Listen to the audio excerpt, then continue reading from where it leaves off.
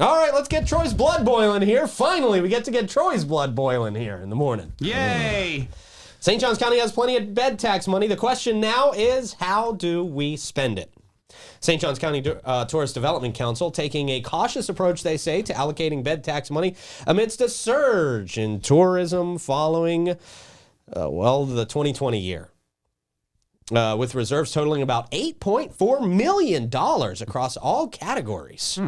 The TDC is hesitant to approve new grants without establishing stringent standards for fund allocation. Recent requests, including a $3.5 million proposal from TAG Children's Museum and a $75,000 request for a Zora Neale Hurston statue, prompted TDC members to advocate for a more stringent, structured approach. Concerns were raised about the lack of vetting for funding requests and the need for a clear policy to prioritize initiatives effectively. They say to address these concerns, a working group was formed during a recent TDC meeting to draft a plan for fund distribution, with a final draft expected to come up for a vote in May. The group comprises TDC members, tourism officials, cultural council representatives, and county staff. Despite these substantial reserves, recent expenditures, such as a $1 million payout for the Sing Out Loud Festival marketing. Wow, $1 million. Mm-hmm. Not even involved. Get as much press as the Florida Man games. Unbelievable. We didn't have to spend anything. Right. You were just honest. Put more heads in beds. So I'm sure it did something. Yeah. And a $250,000 request for the Fort Mose Historic Representation have drawn down funds. However, cautious spending is advised, they say, considering unprecedented growth in bed tax revenue, which nearly doubled from 2019 to 2023. I mean, we know why. We can't count on that continuing to go up. If you guys know why? Because of the end of the era that we don't talk about. No, that's not it at all. There was a whole nother penny put in. So there was a whole nother penny put into the mix. Okay. All right. So there was a fifth penny put into the mix. And we were already collecting more from the fourth penny because in 19 was one of our best year. 20 was obviously our worst year. And then 21, because Florida was the only one open, it skyrocketed.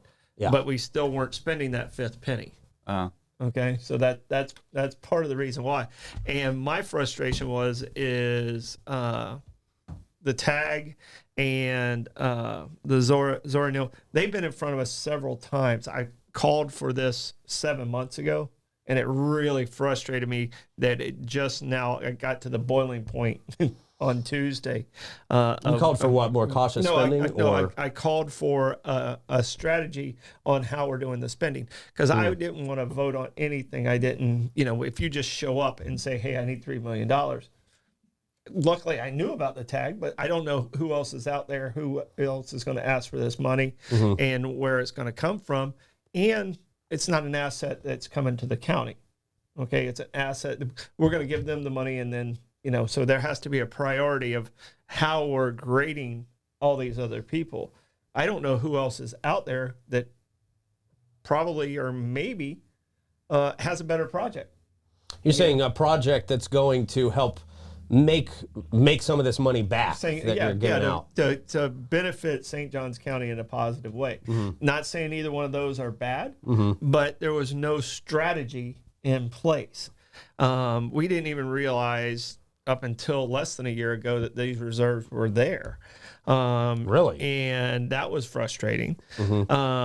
And not only that, because of the money that we received that Commissioner Henry Dean got for Volano and the Volano renourishment project he got from the state, now we've been saving more money that isn't even allocated. So that number is going to go up again. So, we're in a good situation that we have money in there, and not all $8 million is available. Okay, so some of that's already earmarked for certain projects and stuff like that were already in the pipeline and those things. So it's a little less than the $8 million that was there. Can you shoot us an example of some of that stuff that's in the pipeline? We have the online. We have a 50-year beach renourishment project that's in there that always has to have a matching funds. We get federal funds, we get state funds, and we have our matching funds. Our matching funds come directly from the TDC. So that's one of them. The project to me that I feel should be a priority because of, I don't want to call it a windfall, because of the diligence of being able to save these money, is the pier. The pier is long overdue. Yeah. I mean, I've been gone 12 years as Parks and Recreation Director. I had a CIP in place. A CIP is a capital improvement project in place in 2008 For the pier. Okay, so we're coming up on 20 years, and at that point, it was already in poor condition. Yeah. Okay, so to me, that's one of my big priorities. But as a TDC board member, I wanted to have some vetting of whatever projects are coming to us before we can vote on them. You sit down and then you're like, here's the project. And then it's like, okay, I can't make a $3 million decision on one presentation that, without hearing all the scope of it. Right. So what would that vetting process look like, ideally, in your eyes? Well, the county already has a process for the capital improvement projects, the CIP projects.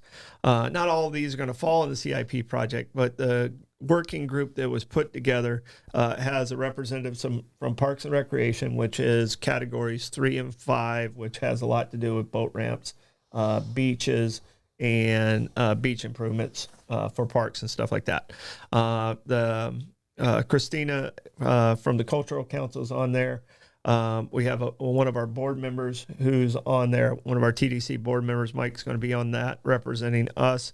And we have Tara, the TDC itself is represented.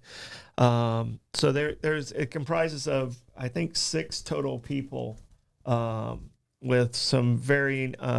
Susan Phillips from the VCB is going to be on there. Okay. So it's a group that can kind of help prioritize. I want them to use the basis that they use for the CIP because it's been in place for so long. I want to prioritize what's going to stay a government asset. So like if the city needs a project, they're going to have priority over, because that's going to stay in the public entity. They're going to have priority, probably, in my opinion, if I did it, if I was on there, would have priority over an individual group or a nonprofit, as long as it stays an asset within government. So, we're talking a big amount of money. This is a lot of money. And so I didn't want to just willy-nilly say, oh, you can have, I didn't want to Oprah it.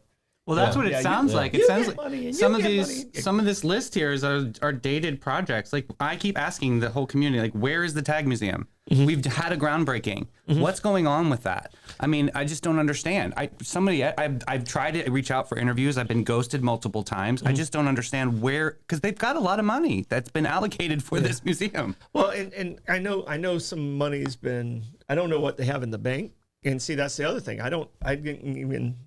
They asked for $3.5 million, but I didn't get to see their financial. If you were a bank, right, you would how many different documents would they have to turn into you for $3.5 million? Oh my goodness! Sure. Oh yeah, your blood work and we're not getting that money back. I mean, we're getting it back because of people coming to visit and stuff like that. But I mean, it was just we had no system in place, and hopefully they come back in April.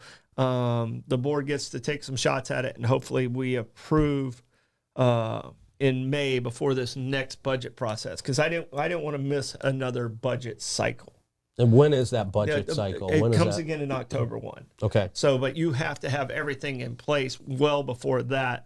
I just didn't want to miss another budget cycle for some of these groups that, we can do some good things right now, but us make sure we're doing the best for our community. It's got to make sense. Yeah. Why can't that statue be nominated for that artwork project? Oh, it definitely can. It definitely can. And see, those are like the Zordanil, it was like $75,000. And these other things that were mentioned, like Sing Out Loud, Fort Mose, some of the other things that they mentioned during the meeting of things that have been approved that were pulled from reserves. Those will make some of that money back, right? Yeah, they're gonna get some of that money back, but that had to be voted on by the Board of County Commissioners. This still has to be voted on by the Board of County Commissioners. The Tourist Development Council is an advisory board. We give suggestions, and the BOCC determines whether or not they want to listen to our suggestions. But for months I've been saying they kept bringing things up, and I was like, I can't vote on this. We don't have a policy. We don't have a procedure. Yeah. And I'm not going to be the one that threw away money when there was 20 other projects that were better. Yeah. So I can't do that. I wouldn't do it in my personal life, and I won't do it with everyone else's money either. Yeah. Yeah. So if you go back and look Tuesday, I was pretty frustrated, but it ended up with being in the right result. So it ended up getting where it needed to be. Okay. Yeah. Well, you gotta keep us up to date on this. Man. Yeah. For sure. Because I want to know. I mean, I think it's I've been saying for years we need to be smarter about how we spend that money, and I think government projects taking a priority is a good start. I mean, because that comes back to help us right here in our community. It's a continual asset. Yeah. And that's one of the things that and the pier is long overdue. We need more. Yeah. We need more boat ramp. There's a lot of wonderful projects that are out there, and if we start just doing one at a time, we're not going to be efficient in how we handle the money. Yeah. And then when something really big comes up, you're not going to have the money. Yeah. So. All right. When do I need to come before you guys for the games next year? Well, I still think you need to go to Category 3 for the sports side, because I see it as a competition. Yeah. It's very intense competition on the Category 2, which is the cultural side. And we have some great events that come out of there that get support from the TDC. But from my side, I'm thinking Category 3 is a better fit for you, just because it is a competition. Yeah. So, and that's, you're no different than the Bassmaster, and you got more coverage than the Bassmaster. Bassmaster. Wow. Yeah. Okay. Real event that gets money. Real event that brings heads in beds. Yep. Okay. Yeah, I have no idea what that process is like, but yeah, I would hope to make that money back for you guys. All right. Anyway, yeah, we'll definitely keep up on that, man.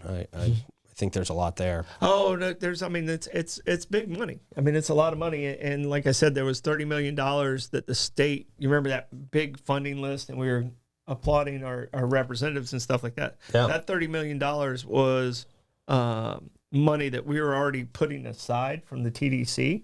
Mm-hmm. So it created an even bigger, or it's going to create a bigger reserve, because we were already planning on that money going to that. Yeah. So now it's just, there's more. Now there. it's, yeah. There's more that's freed up. So that's why it's even more important to get it right. Yeah. All right. Well, staying on the Bass theme, Bass Pro Shops. Oh, fancy. I gave you the segue. I didn't even mean to. That's right, man. Yeah. But I got to tell you, we're firing all the cylinders with segues this week. I mean, really, they've just been very smooth transitions. That's something that nobody else cares about, but we think is pretty cool.